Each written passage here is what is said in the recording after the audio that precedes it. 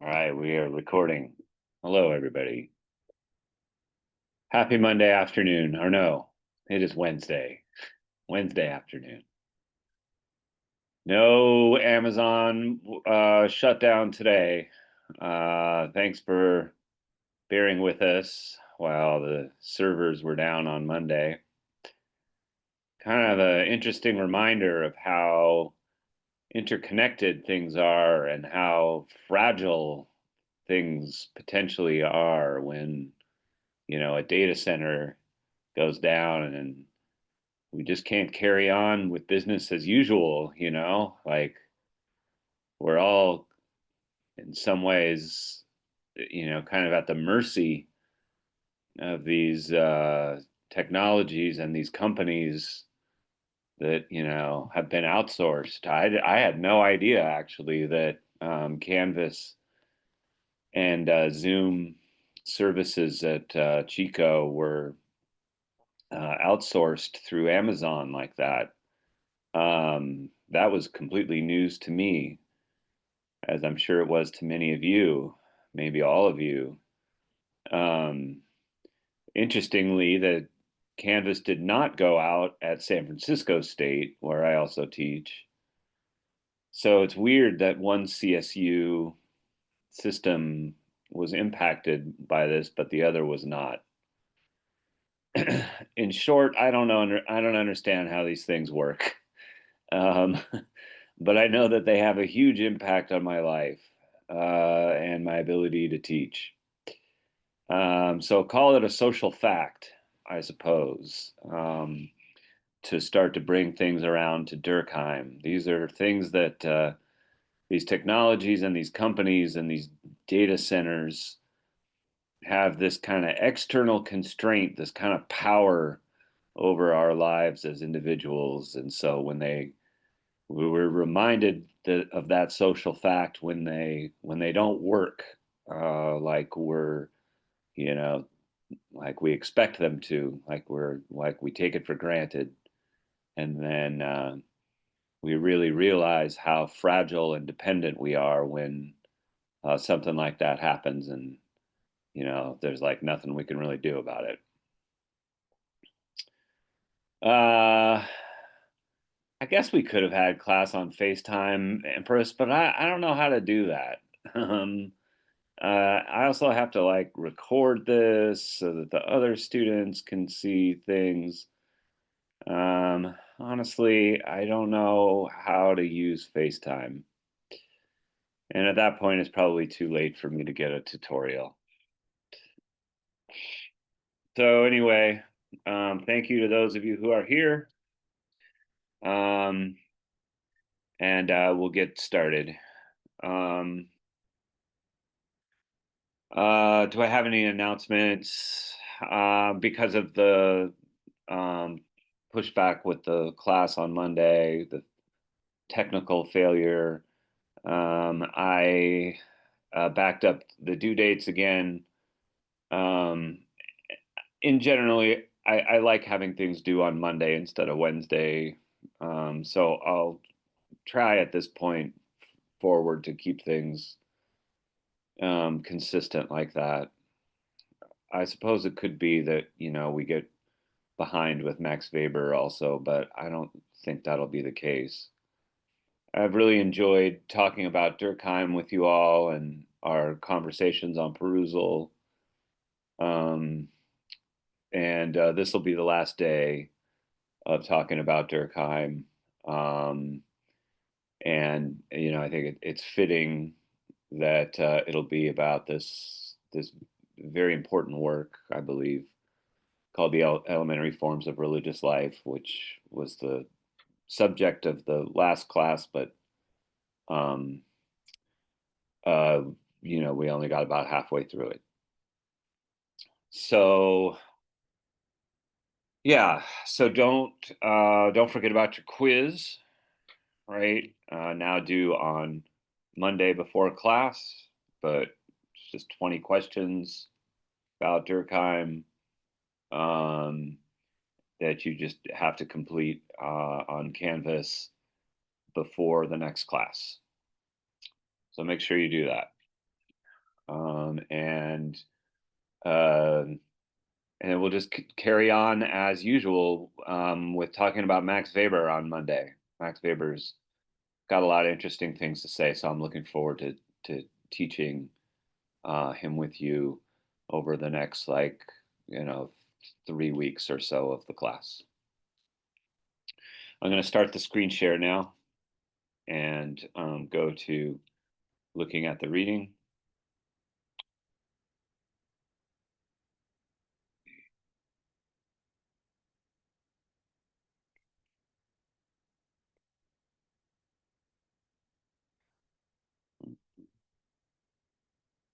Okay, we left off talking about totems. It's really interesting for that to have been the place where we left off. Talking about the way that totems, like he lists here, like, a lizard, a caterpillar, the rat, the ant, the dog, the turkey, all of these at some point or another have been a totem that represents a certain clan, a social group, right? And Durkheim is saying that, this is again another one of these elementary forms of religious life, these things that you find in different religions and cultures and social groups, tribes and clans, like in all over the world. You find this. It's interesting that these groups that have no interaction with each other all kind of came up with the same ideas at this, like to have their group be represented by some sort of totem like this. It's Durkheim suggesting that there's something fundamental about the social condition, the human condition, that we do these sorts of things, that we rally behind some sort of totem. And Durkheim is maybe suggesting that this is something that is he observes in looking at primitive religions, so-called primitive religions, religions of indigenous people, and like the Aborigines in Australia that Durkheim is studying for this book. But he says modern people do it too. Modern people also engage in totemism. And I was reminded of this over the weekend at the No Kings rally, which I attended on Saturday in Oakland. And there are all these people dressed up as frogs, like as inflatable frogs or inflatable. There were other animals, like, I think people in chicken costumes and things of this matter. But the frog has become the sort of the totem of resistance in some ways, because I don't know how many of you have seen this sort of thing, but what's happening up in Portland is that Trump has called in the National Guard to protect these ICE facilities. The ICE facilities were being protested, just kind of outside of Portland, and so the situation now that Trump has called in the National Guard has escalated things, has made things more intense. But people started showing up as inflatable frogs. I don't know why. I don't know what about the frog as opposed to some other sort of animal, but it's kind of cute and kind of surreal and kind of weird, that people have taken on this silly kind of costume, in the resistance to what's happening with ICE and the National Guard. And, um, it seems to me to be kind of like pretty effective. Um, and so it was interesting to see how that kind of modern day totemism had spread, in just, over the course of these last, couple of weeks, where these protests have been happening in Portland. And now people have adopted the frog as the thing. Um, Before that, of course, like the right wing and the fascists and the white supremacists have also, appropriated the frog, as like Pepe the Frog became this kind of totem of these like young online, fascists and white supremacists, and on 4chan and stuff like that.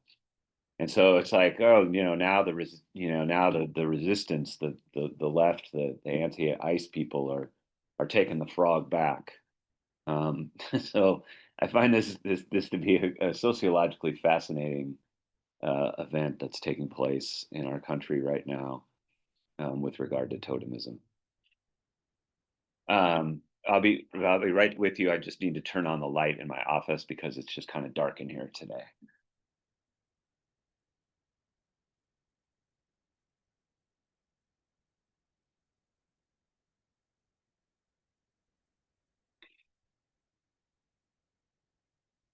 Okay, much better. Okay,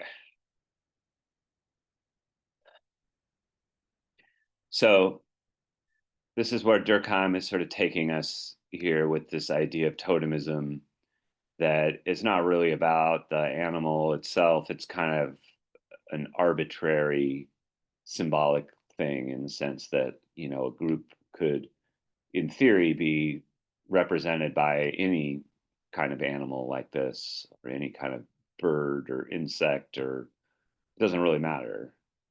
Um, it's the importance of it is in terms of it being what Durkheim calls a collective representation, because it represents the group, it represents the people. And of course, you know, we continue to do this in modern day times, like the example that I just gave you about the frog.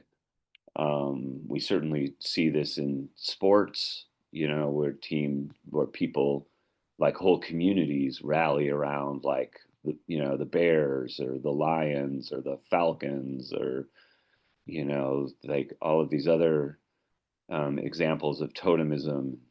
People show up to the stadium in all their gear, from the Bears, Lions, or Falcons, or whatever. Um, so you could think of this as another form of totemism, in the sense of, like, it's this symbol that unites a social group, that creates a kind of a bond of solidarity. And so the totem, kind of represents or symbolizes the group, but it's also like a catalyst for the group. It's the thing that the people rally behind, right? Like, and you best not mess with our totem, because then, like, if an enemy clan messes with your totem, then it sort of creates this bond of solidarity among the people who have been, violated or humiliated in some way, and so they kind of unify behind their totem, you know. And so this is a dynamic that Durkheim is saying is, like intrinsic to social life, is something that you find all over the world, in various, um, you know, throughout time, and in various kinds of dynamics. So this is the sort of the thrust of this discussion here, um, about totemism. In this second section, um, there's a lot here about obedience, and um, Durkheim here calls perpetual dependence. Jill made a really interesting point here, uh,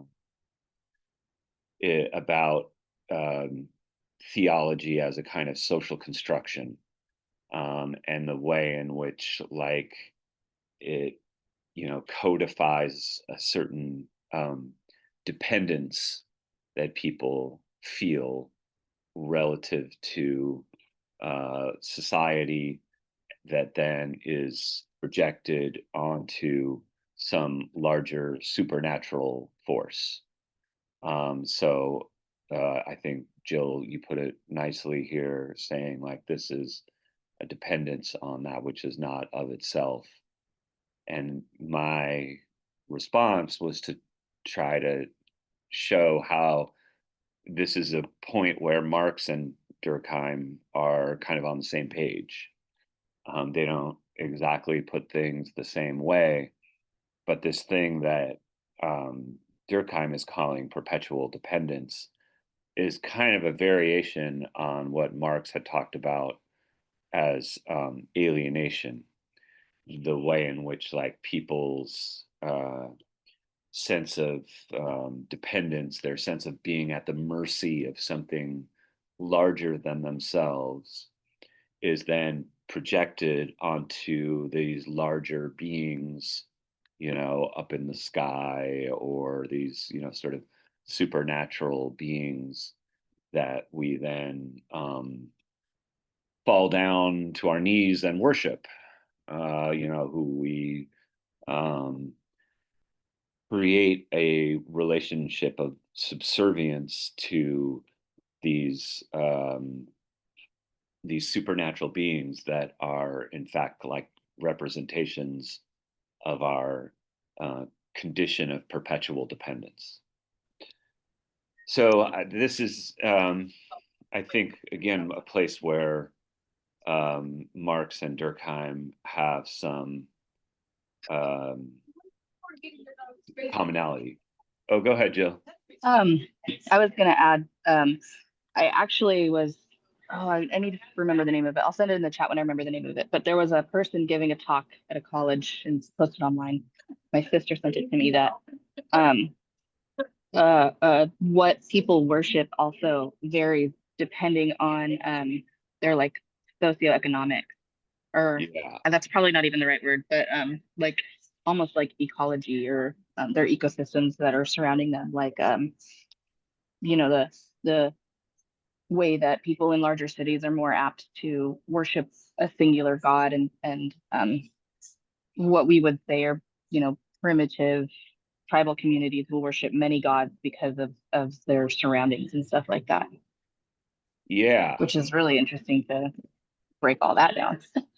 it is, because you think about, and for most of the world, and I would say probably most of history, people um, were polytheistic in the sense that they believed in multiple gods, or multiple deities of some sort of sort, and so you had like in ancient Greece, you had like the god of war and the god of love and the god of wisdom, and all of these various human experiences that were then projected onto these larger supernatural beings, right? So there we see it pretty directly, and other religions and cultures have you know analogous ways in which like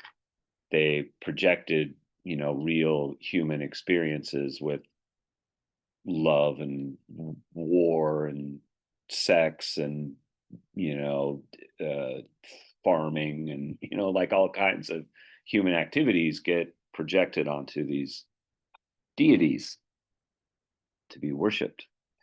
And um you know it's so that but that polytheism um basically gets kind of filtered down into monotheistic religions, like kind of through brute force. Like it's kind of like imposed by the church as a institutionalized monopolistic power, that basically says like, oh well, these people with their polytheistic beliefs are clearly like primitive savages, and they need to be converted to a monotheistic worship of God by violence if necessary, like by brute force, but also by all kinds of different forms of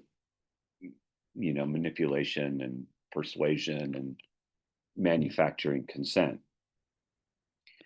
So yes, this is a sort of a dynamic that's very different. And the other thing I think I heard you say at the beginning of your comments, Jill, was like that people's like relationship to what they worship or who they worship is differentiated by class, by their socioeconomic situation. And I think we definitely see that today. Um, Yeah, definitely.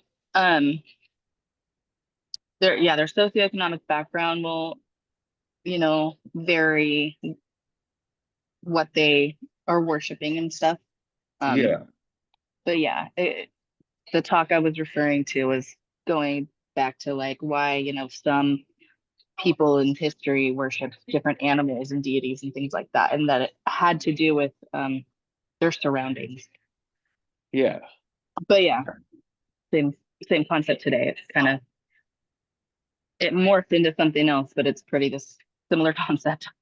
yeah. Um, yeah, it sort of reminds me, we're actually going to get into this when we talk about Max Weber, because Weber is also very interested in religion and conducted studies of the sort of like social function of religion in a number of different societies, including India and China. Um, but in his most famous work, he's looking at religion in Western Europe and North America of Protestantism and its connection to capitalism, to the origins of capitalism.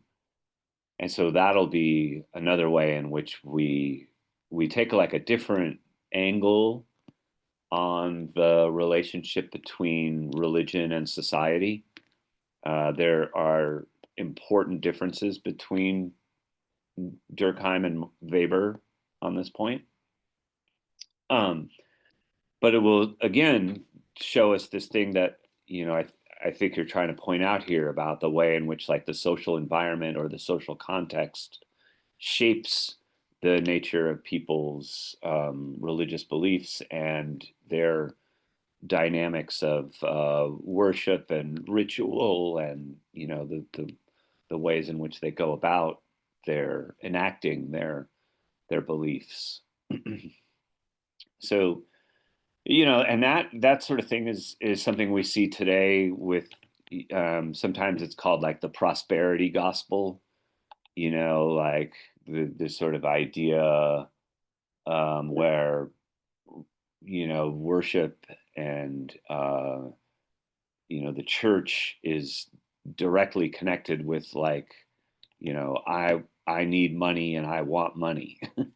Like the prosperity gospel is almost like the worship of money itself. Um, I don't know. Max Weber will have some pretty interesting things to say, not so much about the prosperity gospel, but about the connection between Protestant ideas and what he calls the spirit of capitalism or the origins of capitalism. So that'll be kind of like what we're talking about next week. Um, so there's a lot of good discussion that happened around this section, um, but I felt compelled to point out some footnotes because the footnotes is also some of like where there's important observations from Durkheim here, that are kind of buried in this, outside of the regular text. So in this one, for example, he comes back to his idea that the study of sociology is the study of moral authority. And that moral authority is important because it has this kind of exercises this kind of constraint over the individual, that it operates in that sense as a social fact. And so this I wanted to highlight here just because it's kind of bringing us full circle, to the sort of the continuity in Durkheim's ideas, and his concerns, that were really the same from book to book to book about what sociologists should be doing. And as he puts it here, it should be the study of these kinds of moral authority. Now, historically, traditionally, moral authority has been bound up with religion. But Durkheim doesn't think that this is necessarily has to be the case. Moral authority can come in all sorts of different forms. Moral authority is really nothing other than the collective beliefs of a social group, and the rituals and rites that sustain those beliefs. And so it really doesn't, they don't have to be religious in nature. But Durkheim does believe that some kind of moral authority is necessary to hold societies together, to hold groups together, to give them a sense of solidarity. And so I wanted to highlight this passage just to emphasize how, whether he's talking about the rules of sociological method, or whether he's talking about suicide, or whether he's talking about religion, he there's a common thread. There is a consistency in his concerns for these kinds of moral authority. That is what he believes that societies have to do, is to exercise some sort of conscience within the individual, to in some way kind of rein in, or provide a kind of constraint over the individual. And Durkheim believes that this is the task of sociology. This is what sociologists should be doing. These are the rules of sociological method. I also had a thing here that I wanted to highlight about what Durkheim calls collective effervescence.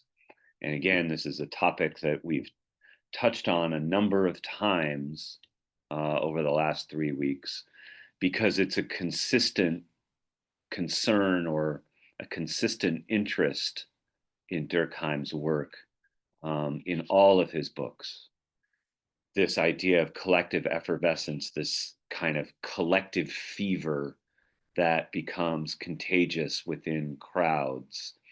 And so the example that he gives here in this passage, is from the French Revolution in 1789, right? Where people, one of the first great acts of the French Revolution was the storming of the Bastille, the prison. The people went into the prison in Paris, and basically like overran the guards and freed the prisoners. And this is called the storming of the Bastille. And again, this is one of these things where you have to be paying attention to the dynamics of the crowd.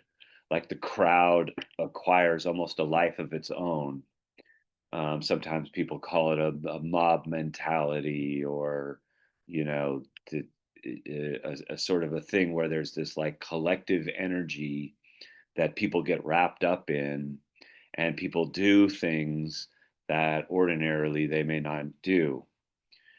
So Page here points out, like there's a kind of a confidence that people have in those sorts of situations, a kind of like power in numbers.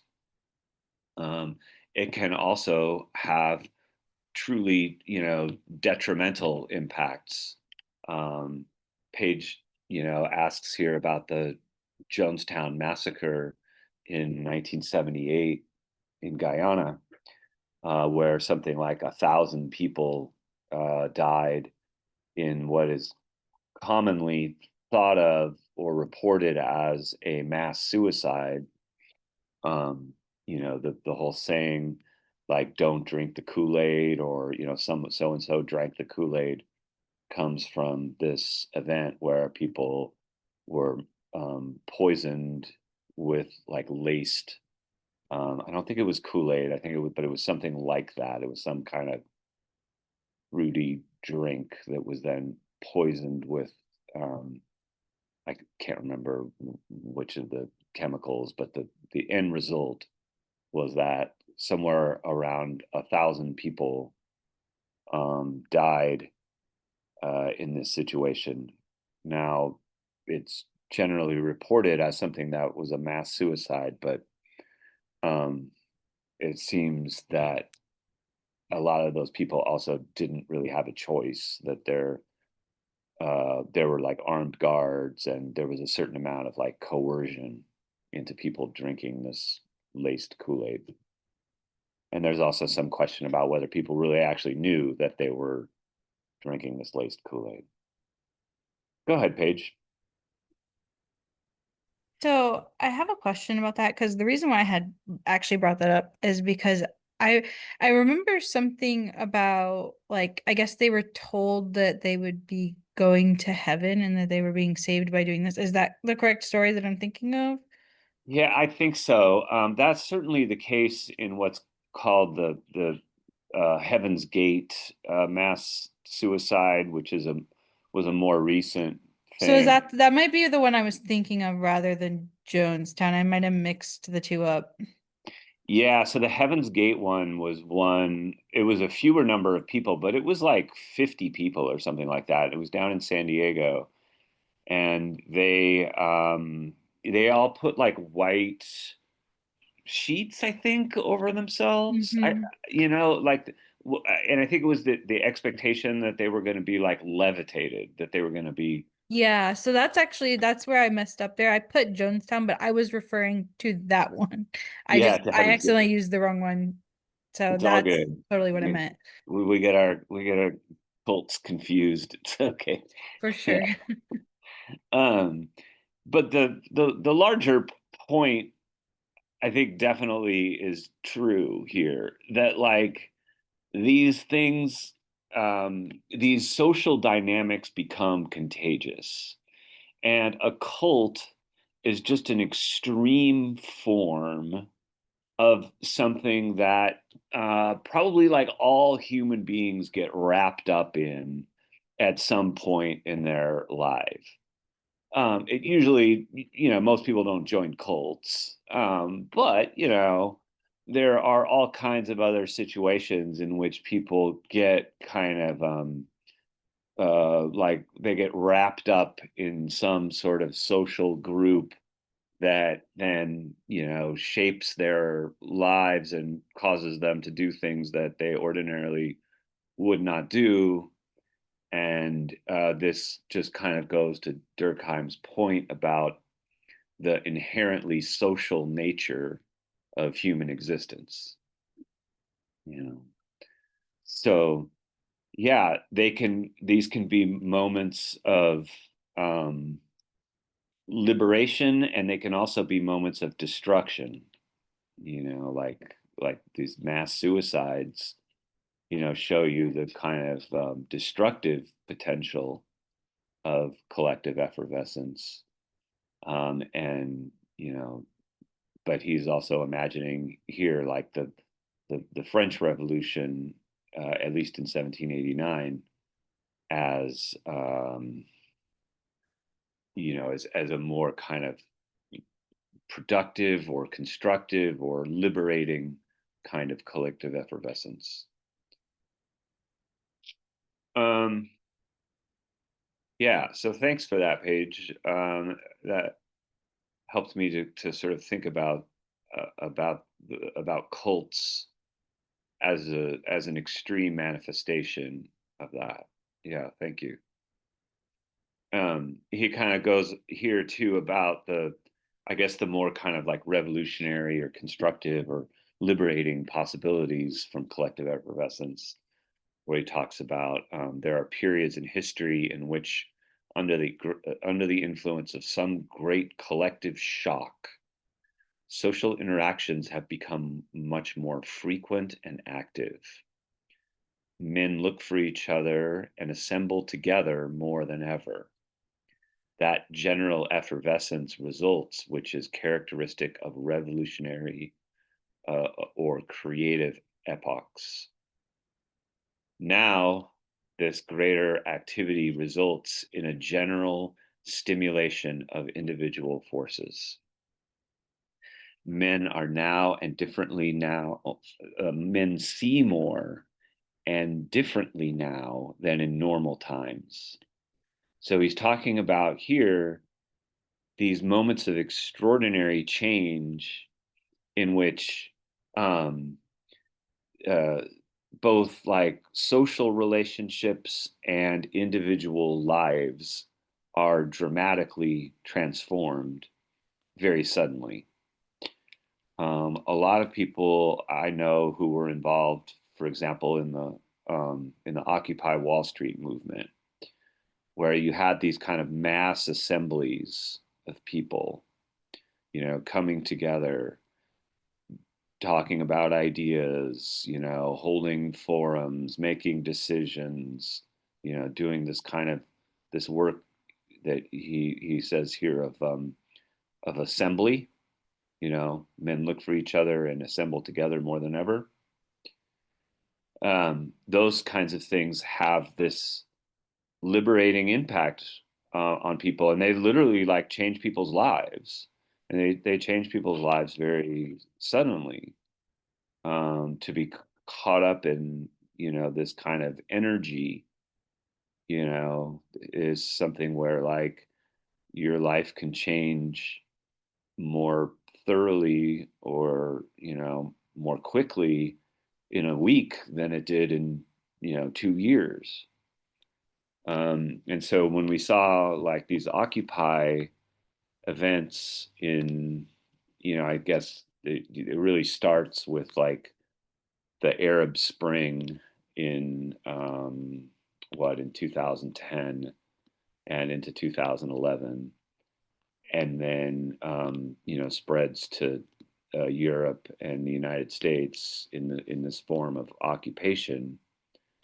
The thing that they all these things, wherever they happened in the world, the thing that they had to get in common was that people were coming together in huge numbers um, in these cities around the world, you know, whether it was, um, you know, Cairo, or whether it was, you know, New York City, or, you know, Los Angeles, or Mexico City, the same kind of dynamic of assembly, of these mass assemblies that, you know, allow people, as he says, you know, men see more and differently now than in normal times.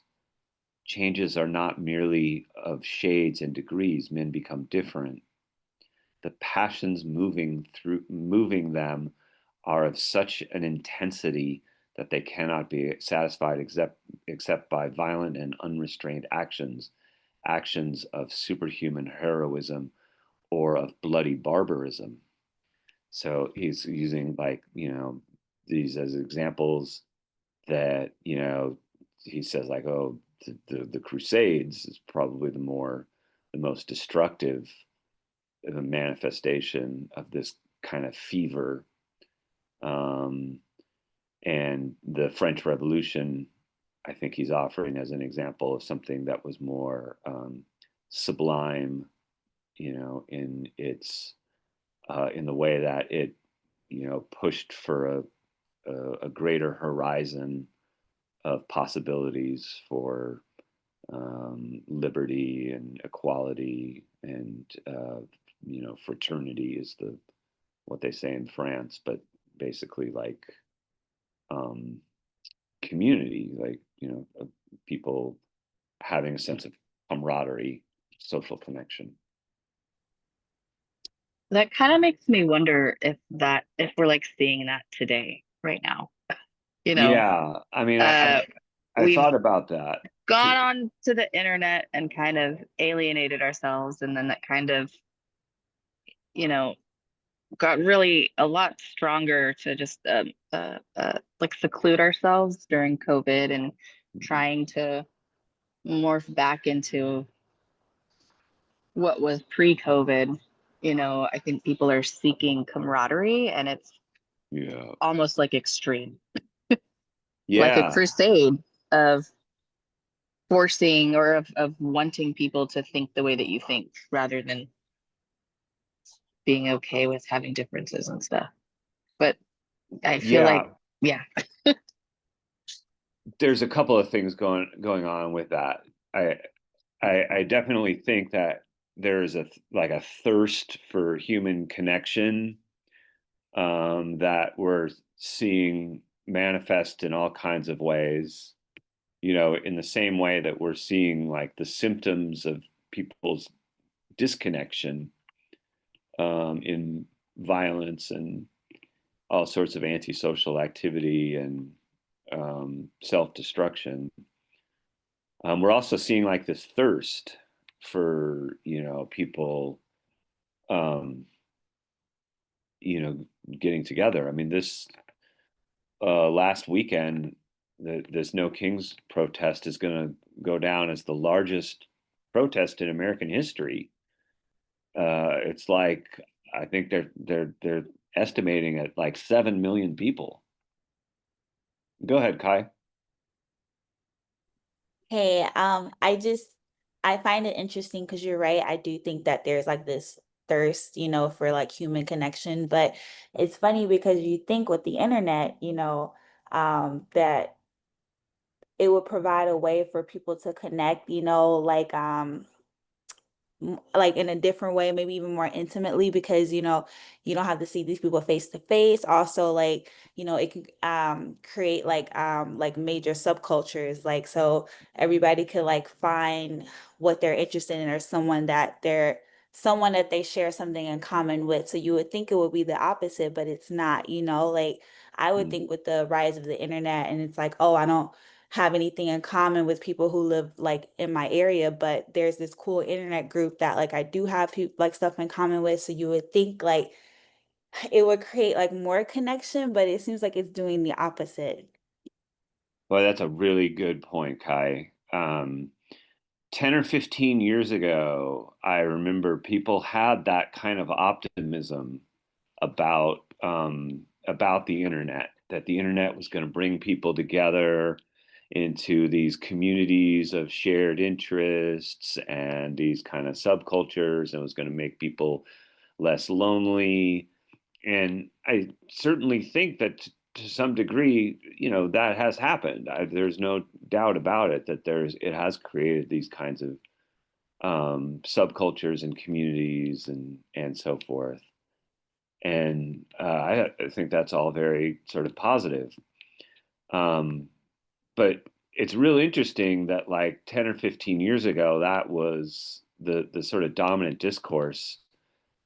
And what it would be like to go back and look at some of those stories, about how great Facebook was going to be and how great Twitter was going to be. And, it's going to be this online, cafe where we could exchange ideas. And, all of that now looks just laughable, um, because the sort of the dark side of the internet and social media has reared its ugly head, and that is the fact that, those things, the algorithms are kind of like meant to, um, reward conflict, rather than cooperation. They reward,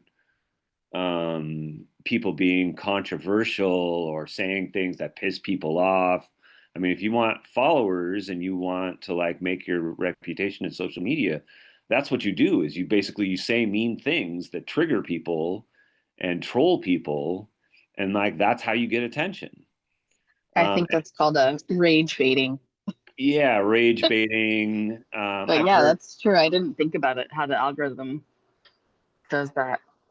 yeah, and I think I've heard it called engagement farming, Okay. like where you're, Engagement farming would be a more positive way of saying that. Yeah.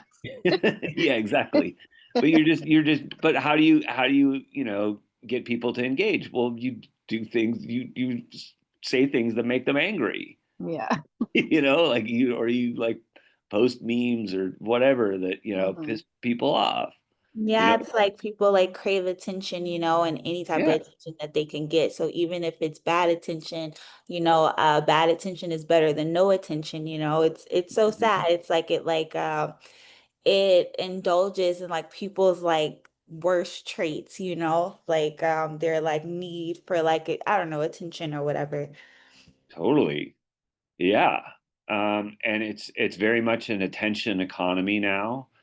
So this is how a lot of people build their brands, is being, like assholes online. That's basically their brand, and they just like they they they create a whole kind of persona around this, because it is an attention economy, and the thing is that there's all these people trying to get our attention all the time, all, just like everybody is trying to get us to look at their site or their, you know pay attention to their thing, whatever their thing is.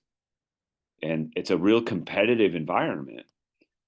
And so in order to really get people's attention, you got to do something kind of like outrageous, or, rage inducing.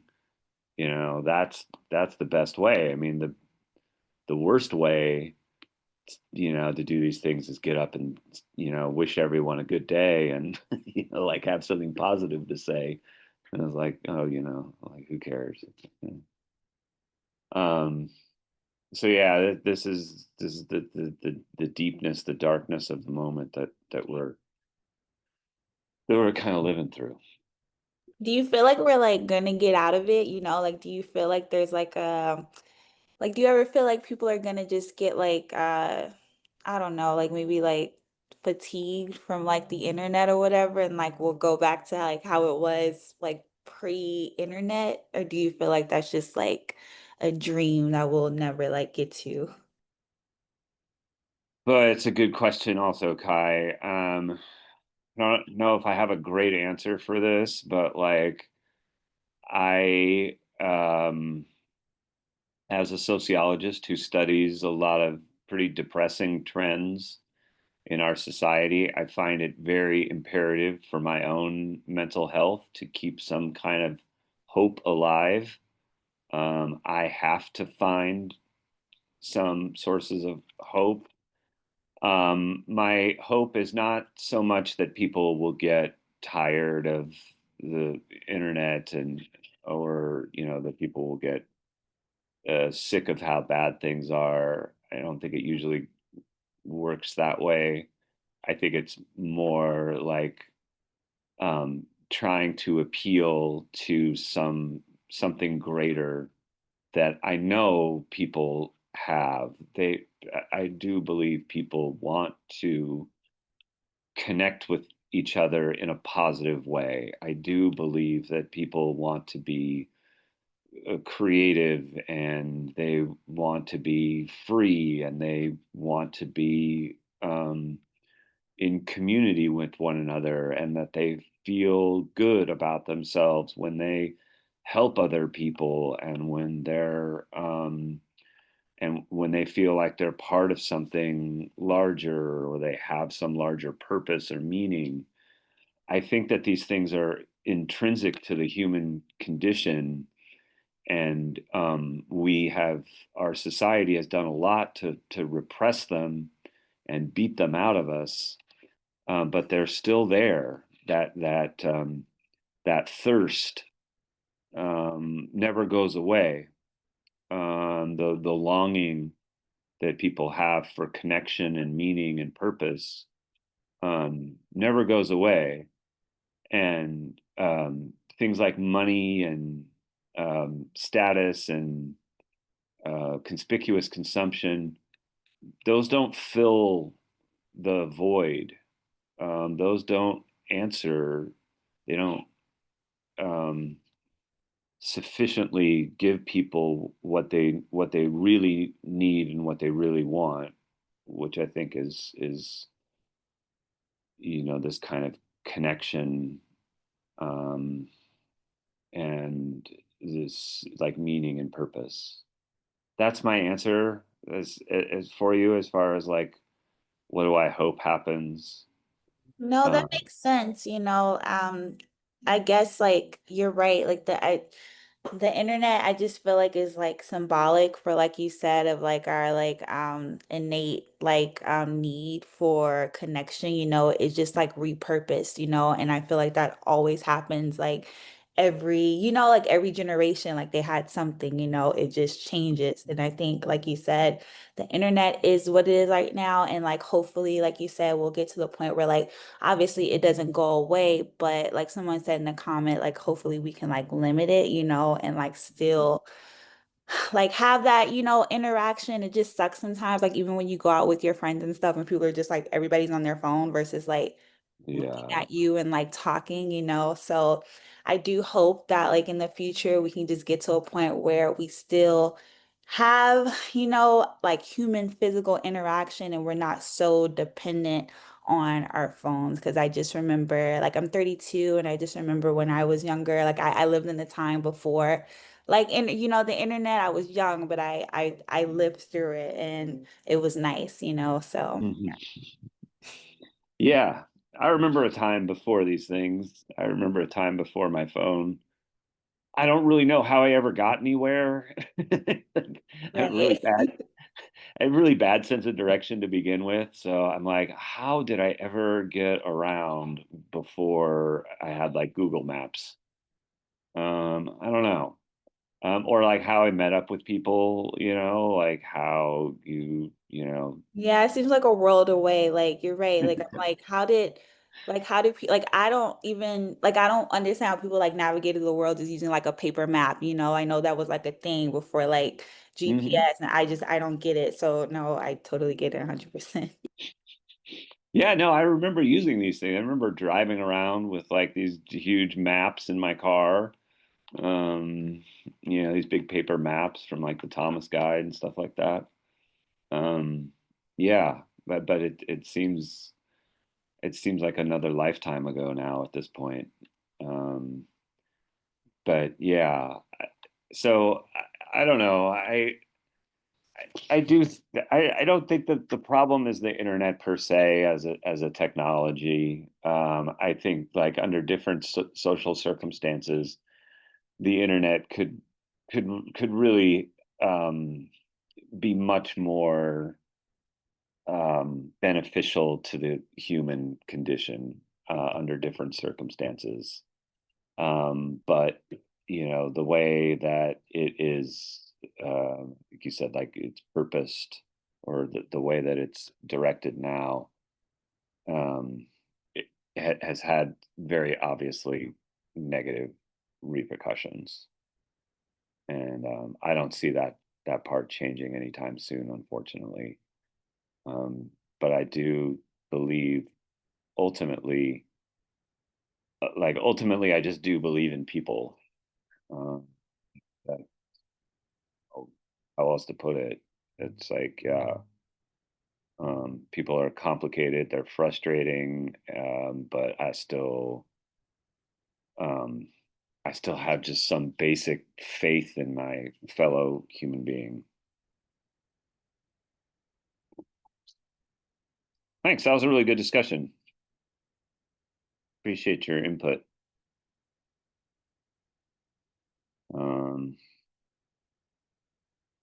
Let me see if we can sort of like wrap this up. There was not much here that I wanted to point out. I did, like I said, want to direct your attention to some of these footnotes, where Durkheim sort of revisits a lot of his key ideas. I'm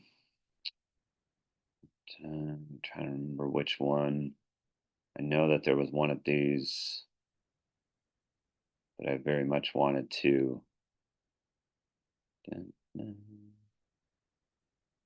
make sure that I got to.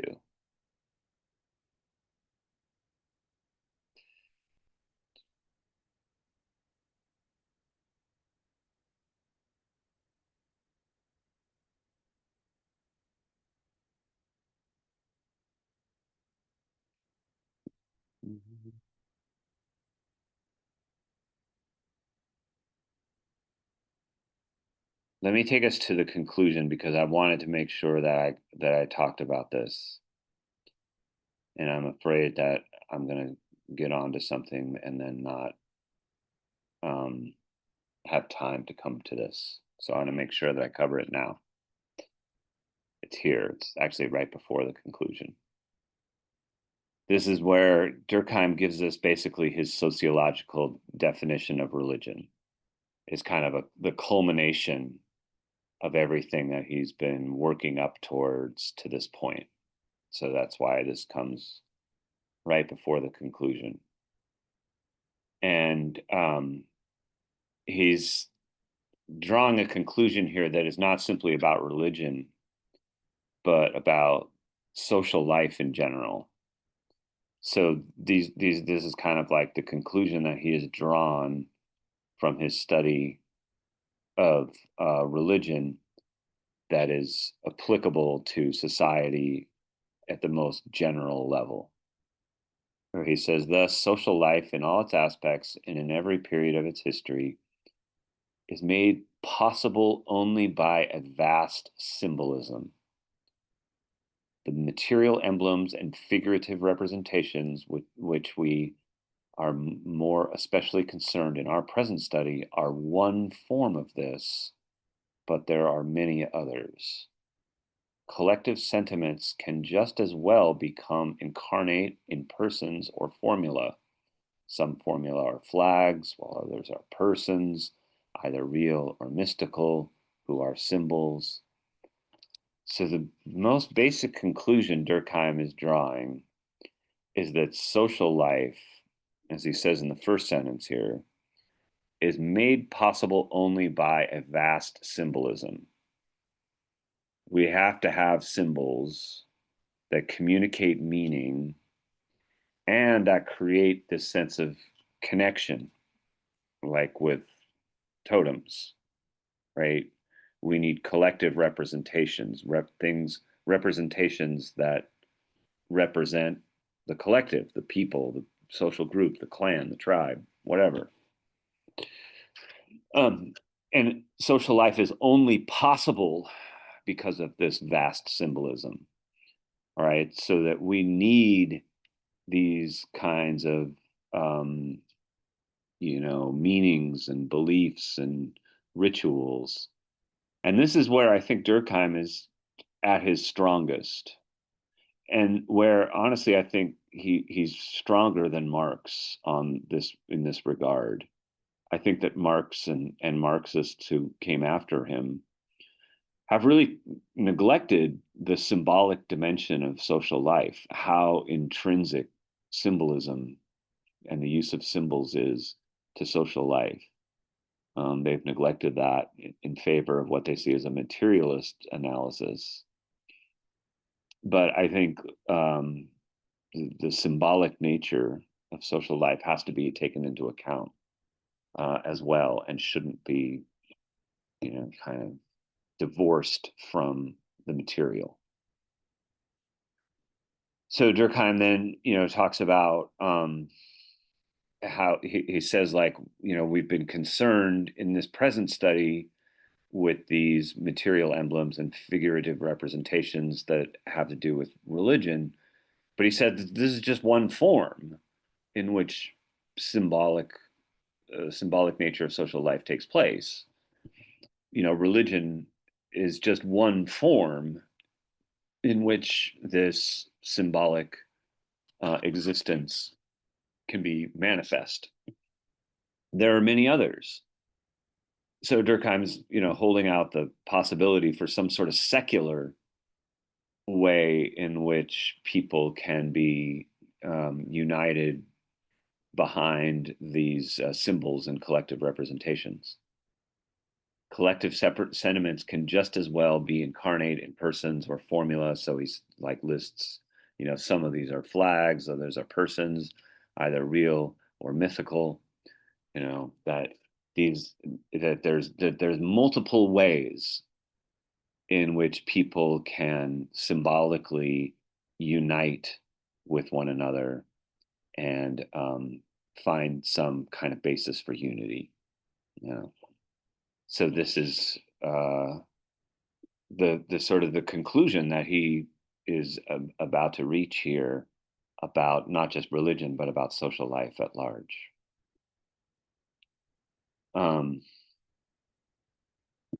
So then in the conclusion, he says, as we have progressed, we have established the fact that the fundamental categories of thought and consequently of science are of religious origin.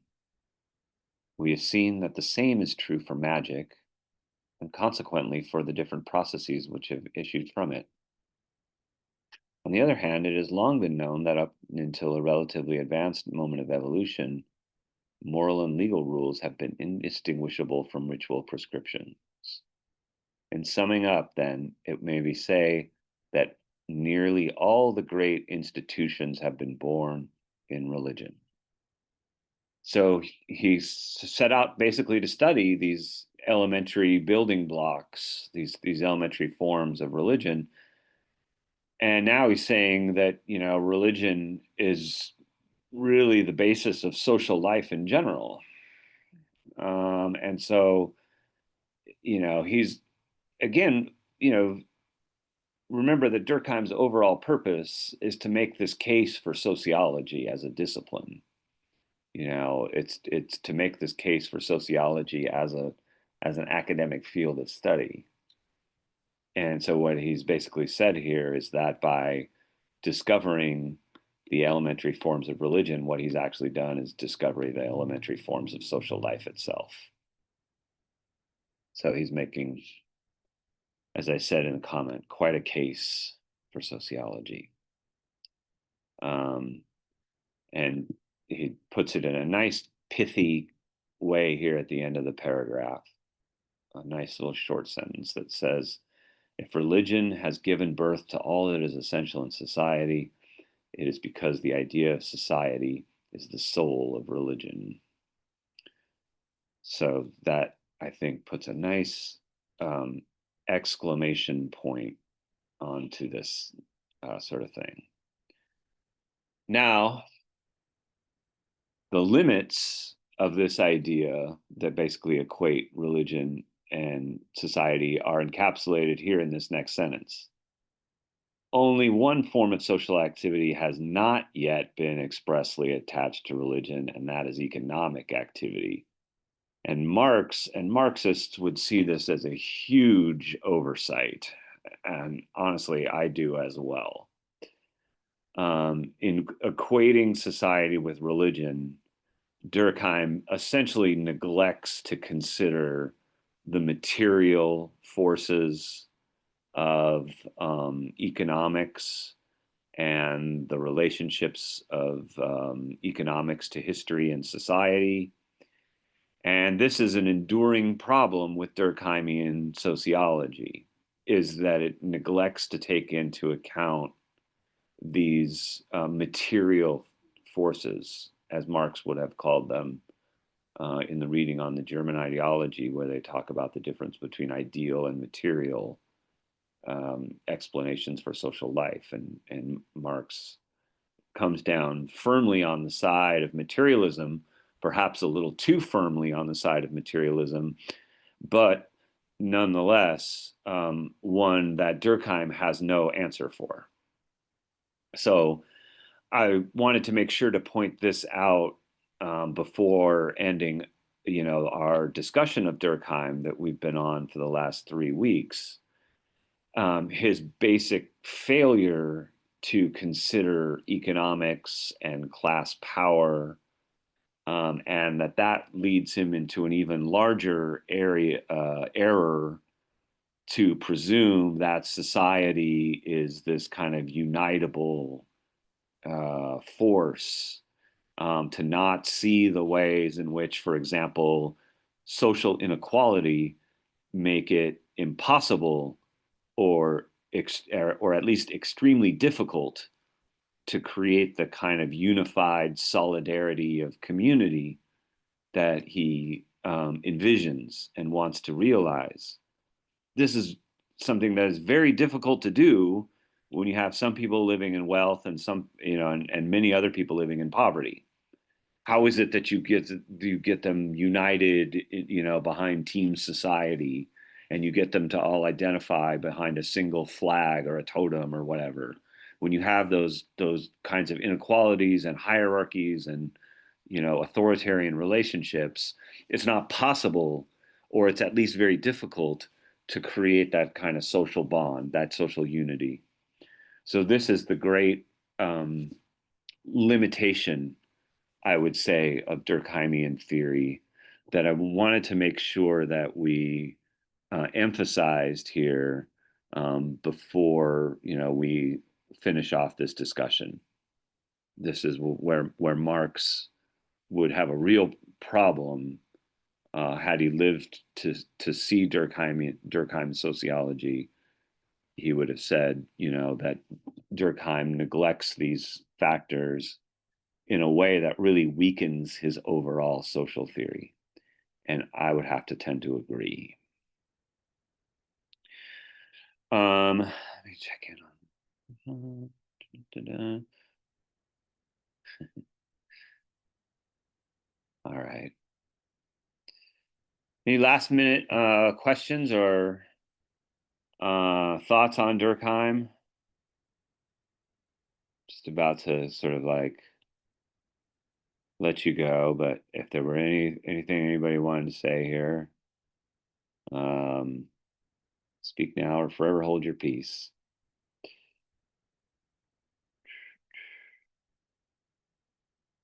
Okay, so that means that on Monday we start with Max Weber, who has also some of these concerns with religion, but takes things in a different direction.